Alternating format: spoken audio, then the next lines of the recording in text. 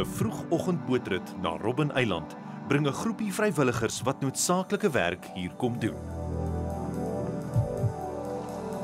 Sommige van hierdie Afrika brilpikkewyne is in die moeilikheid. Hulle vere is met olie deurtrek na nog 'n oliestorting. Hul lewens is op die spel en hulle moet gevang word.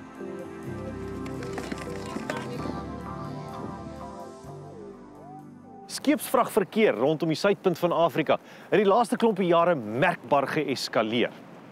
Daar's klomp redes daarvoor. Hoofsaaklik is die skipseienaar so bang vir seerowers in die ooskus van Afrika. Hulle bly eenvoudig weg van die Suezkanaal af. Maar met al hierdie skepe rondom die Kaap van Storms het die vraag ontstaan. As iets dramaties met een van hierdie grootes verkeerd gaan, het ons die vermoë om dit te hanteer. Technically, I'm an engineer. There's always a solution for every problem. Engineering does provide those solutions. Subantu Tilai is die hoofuitvoerende beampte van die Suid-Afrikaanse Maritieme Owerheid, SANCCOB, wat skeepsvaart om ons land se kus beheer. We're seeing on average, on a daily basis, about 1,650 vessels that go past your coastline. We get incidents every day. It's just that the public doesn't have to know about that. Sekere skepe trek tog wel die publiek se aandag. Suid-Afrikaanse herwinningsmaatskappye is oor die wêreld bekend vir hulle vaardigheid met skepe wat in die moeilikheid is. Die SELI 1 is 'n relatiewe klein Turkse vragskip wat die afgelope 3 jaar of so hier op Bloubergstrand lê. En sy was onlangs weer in die nuus toe olie wat sy nog steeds op haar gehad het, uitgespoel het en die strand in die water hier besoedel het. Hoekom lê sy nog hier? Between ourselves, the ports authorities, the environmental people and the city, we battled to get the necessary approvals that were required. Die vertragings het veroorsaak dat die wrak nou 'n permanente landmerk is en stadig verbrokkel en redelik gereeld olielek wat Kaapstad miljoene kos om die olie van die strande te verwyder. Professor John Hare dink ons moes teen hierdie tyd al 'n les geleer het. Ons het 'n lang seevaartgeskiedenis en hierdie rampe gebeur nogal gereeld. For too long there was debate about whose responsibility it is, and that debate in fact is still continuing to this day. It was not taken off, it was not cut up, and it was not dealt with as best it might have been because the insurance collapsed. Die eienaars het die skip hier laat lê en hulle versekering laat verval. Daar's onlangs in die media beweer dat die departement van vervoer soveel as 40 miljoen rand op sy gesit het om van die gemors ontslae te raak. The bill must be paid in this instance by the state because there's no one else to pay. The statement that says there is money, we need to say subject to the final approval of wherever the approval must come from. Vir Jan publiek wat nie die insaag het oor die interdepartementele rompslomp rondom die SELI 1 nie, lyk dit eenvoudig asof die instansies wat ons moet beskerm teen rampe nie die finansies of die vermoë het om dit te doen nie. Volgens Vanessa Strauss, die hoofuitvoerende beampte van die South African Foundation for the Conservation of Coastal Birds, of SANCCOB, kan die skade veel groter wees as wat ons besef. Ons kan nie slegs na die getalle voëls kyk wat geaffekteer is en dink ons verstaan die impak op die mariene omgewing nie. Baie voëls wat met olie besmeer is, kry ons nooit gevang nie. Die olie sink en dit het 'n langtermyn impak op die oseaan. Ons het 'n handjie vol permanente mense wat hier werk, maar die meeste van die werk word gedoen deur vrywilligers. Ik heb een groot hart voor dieren. Ik vind ze heel erg leuk, dus ik wil iets voor hen doen en daarom kom ik tot Zuid-Afrika om te helpen met het dierenwelzijn. SANCCOB ontvang geen finansiële bydrae van die regering nie en doen hulle werk in samewerking met die Universiteit van Kaapstad en vrywilligers van Earthwatch. Om die met olie besoedelde voëls van Robben-eiland te verwyder is nie 'n maklike taak nie en mens moet ure se geduld hê en jou pyn kan vat. And at 70 it's not easy to do anymore. Mario woon op die eiland en hy is dankbaar vir die hulp.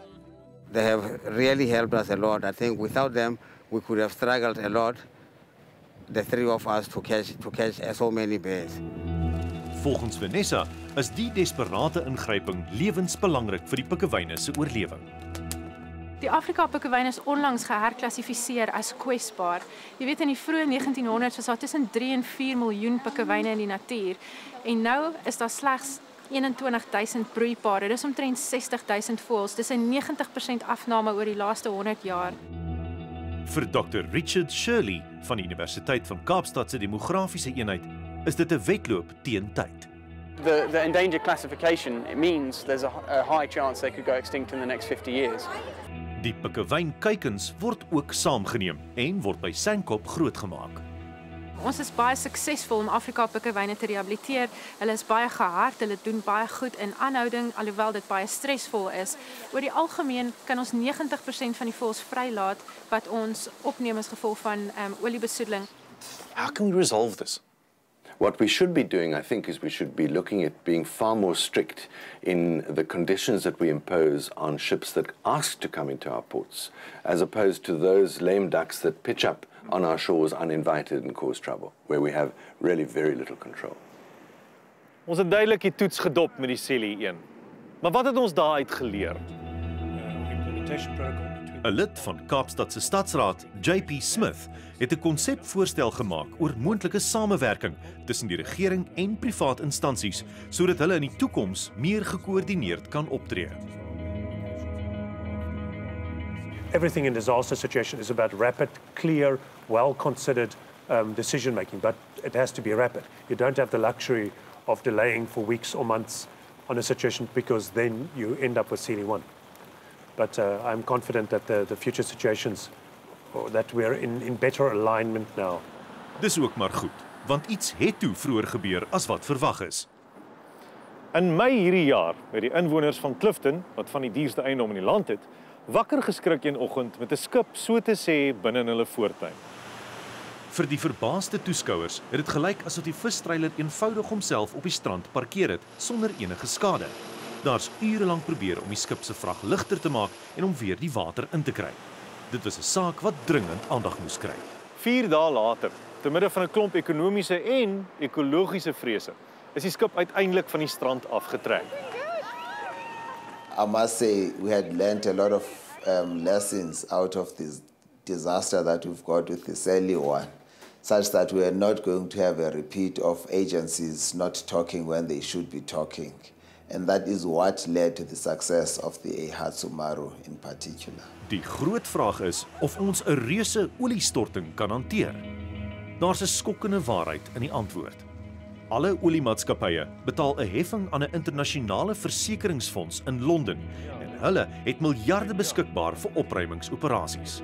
Maar Suid-Afrika het nie sy heffing betaal nie en is dus nie verseker nie en kan daarom nie eis nie. Why are we not paying into this fund? We need legislation to be passed, and that legislation has got stuck in the bureaucratic pipe. Why? If I knew the answer, I'd be able to get it unstuck. I've tried for the last 6 years to bring it to the attention of the government, but no one seems to be listening. I wrote an open letter to the minister nearly 3 months ago. I've had no reply at all thus far. Subantu sê die agterstallige premies kry aandag en hopelik sal ons binnekort weer verseker wees. It has been resolved that in fact the South African Revenue Services is going to be that collecting agency, which then would contribute in the international oil pollution compensation scenario. We are hoping that by the end of the year, that will all have been in place. It has delayed quite a bit. Those delays were merely as a result of bureaucracy, as I can say. Ons kan nie langer meer net reaktief wees nie, ons moet proaktief wees. Dit is baie belangrik dat ons nasionale gebeurlikheidsplan op datum is en dat al die mense wat verantwoordelik is vir die verskillende aspekte van die plan die regte opleiding het, hulle die ervaring en dat die diepte van die mense wat op die ou en die besluite moet neem wanneer daar 'n olieramp is van so 'n aard is dat daar vinnig gereageer kan word en dit is op die ou en hoe ons die impak van 'n olieramp wat 10-10-1 weer gaan gebeur so klein as moontlik gaan hou. De golven zijn hoog voor de pinguïns, maar ik geloof erin dat ze het zullen maken, dat ze het zullen overleven. Vir hierdie gelukkige Afrika pikkewyne en 'n paar agterosse is dit tyd om huis toe te gaan, waar Mario 'n oogie oor hulle sal hou. Tot volgende keer. Die vrywilligers het weer eens goeie werk gedoen.